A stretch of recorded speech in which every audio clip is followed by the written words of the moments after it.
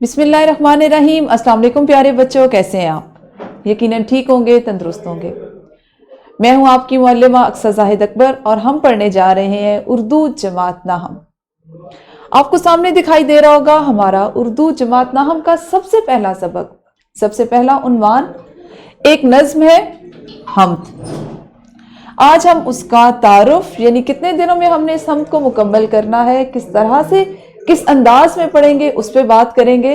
तो आइए जानते हैं कि हमारी ये पहला जो सबक है, पहला जो उन्वान है, वो किस तरह से मुकम्मल होगा। अगर आप देखें तो आपकी दरसी किताब का पहला सफ़ा हम वो आपके सामने है और ये सफ़ा है हासिलाते ताल्लुम वाला। अगर आप देखें तो इस पे आपको हासिलाते ताल्लुम दिखाई दे रहे होंगे, इस सफ़े पे इसके अलावा और कुछ नहीं है। ठीक है जी। जैसा कि आपने हासिलाते ताल्लुम में देखा, सबसे पहले हमने जो चीज शामिल की है वो है ज़बान शनासी। ज़बान शनासी के 4 हासिलाते ताल्लुम जो इस तरह आपकी दरसी किताब के मुतल्लिका मौजू के इन सफ़ात पर मौजूद हैं, इनको हम मुकम्मल करेंगे मुख्तलिफ हिस्सों में। जैसे इसमें एक है तराकीब लफ्ज़ी भी। उसके बाद दूसरी सलाहियत जिस पे हम काम करेंगे ज़बान शनासी सीखने के बाद। आप जानते हैं उर्दू ज़बानो अदब हम पढ़ रहे हैं, तो हम ज़बान शनासी को सीखने के बाद अगली जिस महारत पे काम करेंगे या जिस सलाहियत में मजीद निखार पैदा करेंगे वो है पढ़ना। और पढ़ना में हमने 2 हासिलाते ताल्लुम को शामिल किया है और वो हमारी दरसी किताब में हम में इस तरह से मौजूद है, जिसपे हम मुख्तलिफ सरगर्मियों के जरिए इन हासिलाते ताल्लुम का हुसूल जो है उसको मुमकिन बनाएंगे। अच्छा जी, उसके बाद हम अपने आने वाले दिनों में तीसरी जो सलाहियत जिस पे हम काम करेंगे, जिस महारत पे हम काम करेंगे, वो होगी बातचीत की, यानी सुनना और बोलना। अब आपको यहाँ हैरान होने की जरूरत नहीं कि अभी तक तो आप सिर्फ इसको आपने इस तरह से पढ़ा कि आप पढ़ते हैं और लिख लेते हैं। अब हम इसको जरा मुख्तलिफ नहज से लेके चलेंगे, हमारा अंदाज जरा मुख्तलिफ होगा कि हम जबान को अदब पर उसको इस तरह से करेंगे कि उसकी एप्लीकेशन होगी।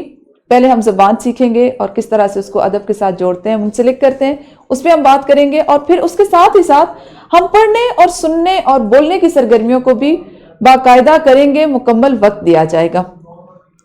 बातचीत की बात करें हम तो सुनना और बोलना के 3 हासिलाते ताल्लुम हमारे सबक का हिस्सा होंगे, जो किताब के इस तरह से मुख्तलिफ सफ़ात पर इस मौजू में यानी हम में शामिल किए गए हैं। हमारी चौथी सलाहियत होगी लिखना। लिखना के 2 हासिलाते ताल्लुम हम में मौजूद है और वो आप देखें कि हमने इस तरह से उनको अपनी हम में शामिल किया है। तो अब ये हो गया, ठीक है। ये तो अब हमने ये देखा कि हमने किस अंदाज में अपनी हम को मुकम्मल करना है, कौन सी चीजें पहले करनी है और कौन सी चीजें बाद में करनी है, पहले करने का क्या फायदा होगा, इसको देख लेते हैं। और कितने दिन में हमारी हम जो है वो मुकम्मल होगी, कितने असबाक में, कितने हिस्सों में हम इसको मुकम्मल करेंगे। तो सबक नंबर 1.1 या आप कह लें लेक्चर नंबर 1.1 होगा ज़बान शनासी के हासिल ताल्लुम मुतज़ाद अल्फाज की जोड़ियों की शनाख्त और तहरीर में इस्तेमाल कर सकें। इस तरह से ये किताब में मौजूद है, इसको हम मुख्तलिफ अंदाज से सरगर्मियां करते हुए करेंगे। उसके बाद हमारा होगा लेक्चर नंबर 1.2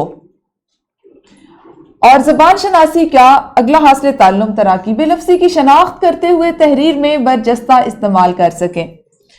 जो किताब में दिया गया है इस पे हम काम करेंगे। और तीसरे दिन हम नज़्म बालिहाज मौजू हम दुआ मनाजात में इम्तियाज कर सकें और नज़्म के अज्जा मिसरा और शेर की शनाख्त कर सकें।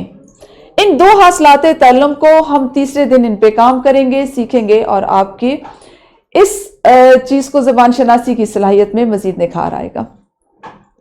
सबक नंबर 1.4 हासिल ताल्लुम होगा पढ़ने का। पढ़ाई की सरगर्मियां ज्यादा से ज्यादा की जाएंगी, 2 नज़्मों का मवाजना कर सकें और मुसन्निफ शायर का अंदाज़े बयान समझकर उस पर तबसरा कर सकें इस हासिल ताल्लुम के साथ। इस हासिल ताल्लुम की तकमील के लिए हमने किताब में कुछ सरगर्मियां शामिल की हैं, हम इसको भी साथ साथ अपने सबक का हिस्सा बनाएंगे। और 5वां हमारा सबक होगा नज़्म को फ़हम के साथ पढ़कर मुतल्लिका सवालात के जवाब दे सकें। हम सीखेंगे कि फ़हम के साथ किस तरह से पढ़ा जाता है, फ़हम कहते किसे हैं और फिर किस तरह से हम किसी भी نظم و نثر کو فہم کے ساتھ پڑھ کر اس سے سوالات کے جوابات اخذ کر سکتے ہیں۔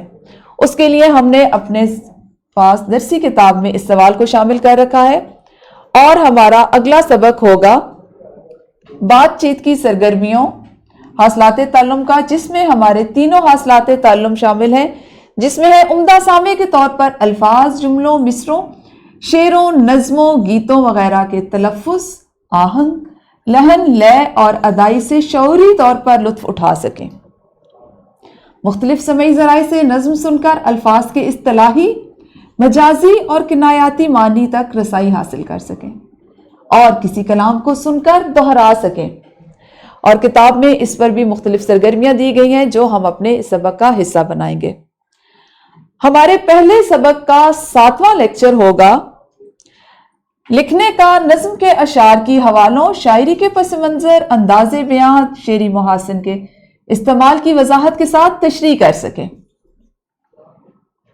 اور اس کے لیے آپ دیکھیں کہ ہم نے کتاب میں ایک سوال شامل کر رکھا ہے، اور اس کے علاوہ ہم کچھ سرگرمیوں سے بھی اپنی صلاحیت میں مزید نکھار پیدا کریں گے۔ پہلے سبق کا حمد کا 8واں لیکچر اور حاصل تعلم ہوگا کسی بھی نظم کو پڑھ کر اس کے اہم نکات کا خلاصہ لکھ سکیں،